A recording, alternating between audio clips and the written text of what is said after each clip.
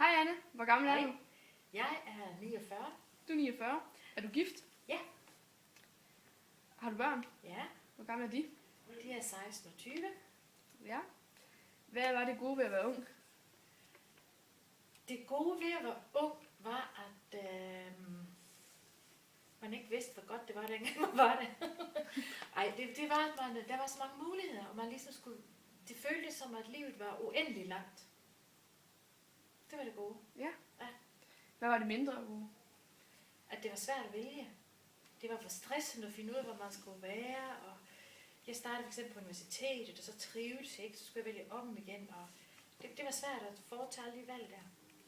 Så var det selvfølgelig også sådan noget med kæreste, så og sådan noget, det var også hårdt. Hvad var dit forhold til dine forældre?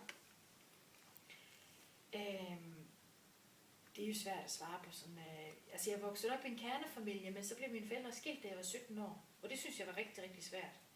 Og min far, han fik en ny kone, og lidt efter fik min mor en ny mand, og det, selvom jeg var 17 år, så blev det lige så forventet, at jeg skulle være voksen, men jeg synes, det var rigtig, rigtig svært.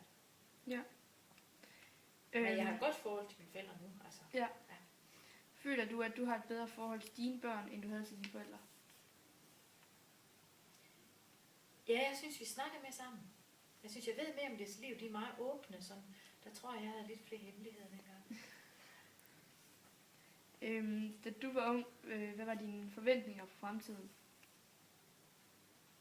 Store. Jeg ville rigtig gerne rejse, og jamen jeg var ikke bekymret for fremtiden. Det var jeg ikke. Det tror jeg måske, man er med i dag. Man snakker om økonomisk krise og sådan ting. Og dengang, der var jeg ikke så bekymret for fremtiden. Man snakker heller ikke om klimaforandringer. Altså på den måde, så var der ikke sådan nogle ting, der var farlige, eller sådan på samme måde, som det er nu. Nej. Hvad er dine forventninger så for fremtiden nu? Jeg synes sådan noget som klimaforandringer, det kan man blive meget bekymret for, ikke, med isbjørne, der dør og sådan nogle ting der.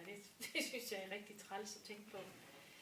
Og også fordi, at vi har været vant til, at for eksempel, hvis jeg kigger på mine bedsteforældre, mine forældre og mig selv, så er det hele tiden ligesom det bedre og bedre ved at få...